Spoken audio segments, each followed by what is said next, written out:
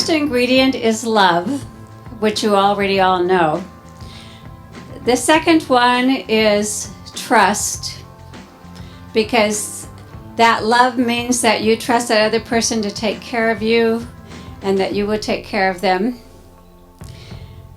And patience. Patience, because of all the things that happen in a married life that are maybe unexpected and that you work your way through. And I know that Kate and Christopher have all of these things and much more.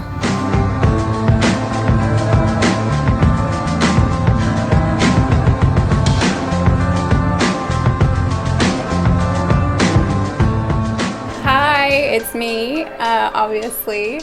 Just want to say how much I love you, and I'm so excited to be your wife. Love you so much. One out of the gray, and when the smoke cleared, it took her breath away. She said she didn't believe. You have known each other from the first glance of acquaintance to this point of commitment. At some point, you decided to marry. From that moment of yes to this moment of yes, indeed, you have been making commitments in an informal way.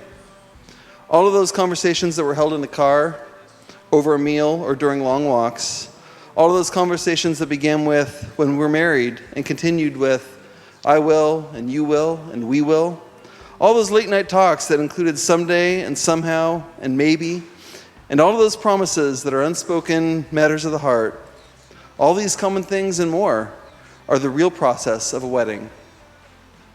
The symbolic vows that you are about to make are a way of saying to one another, you know all those things that we've promised and hoped and dreamed? Well, I meant every word. Look at one another and remember this moment in time. Before this moment, you have been many things to one another. Acquaintance, friend, companion, lover, dancing partner, even teacher, for you have learned much from one another these past few years.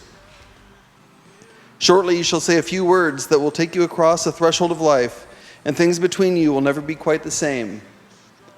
For after today, you shall say to the world, I am your husband, I am your wife.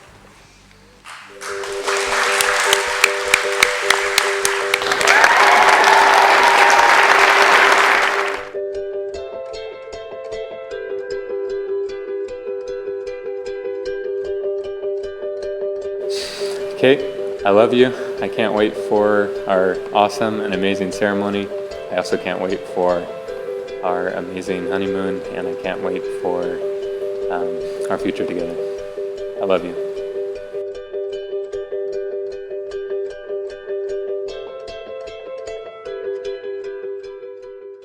If love guides you in the process, you'll come out right. And may God bless you in living your life together.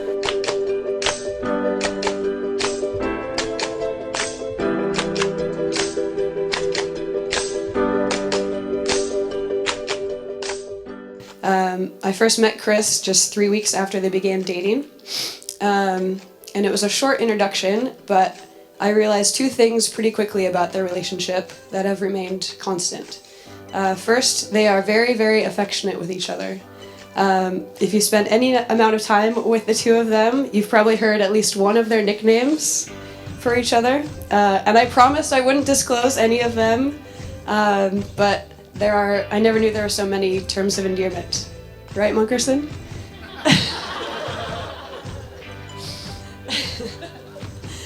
Secondly, I sincerely love how openly weird they are, and I mean that in truly the most sincere way.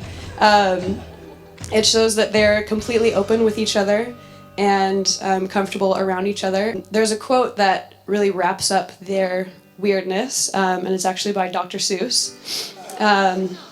We are all a little weird, and life is a little weird, and when we find someone whose weirdness is compatible with ours, we join up with them and fall on mutual weirdness and call it love.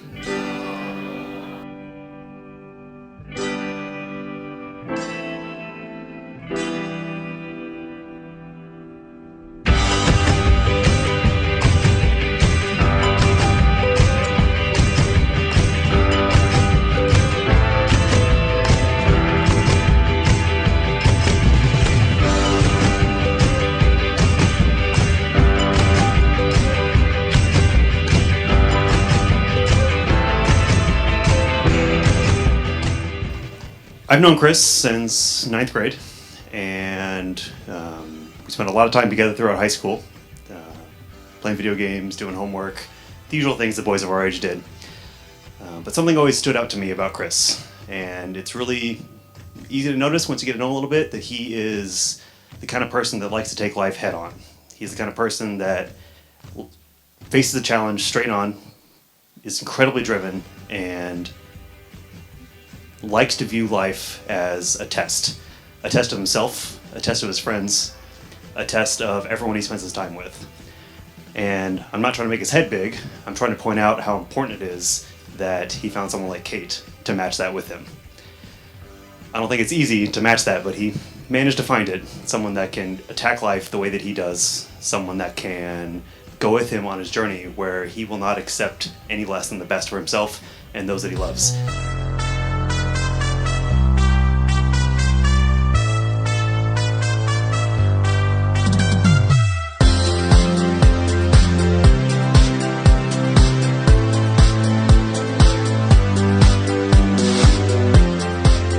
To the newlyweds.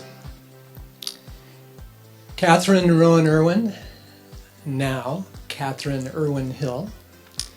You came into your mom and my life more than 28 years ago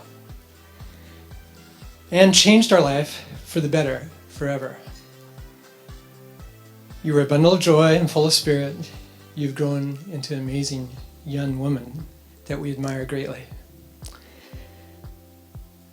She is, as Chris knows, much bigger in her everyday presence than her height might suggest.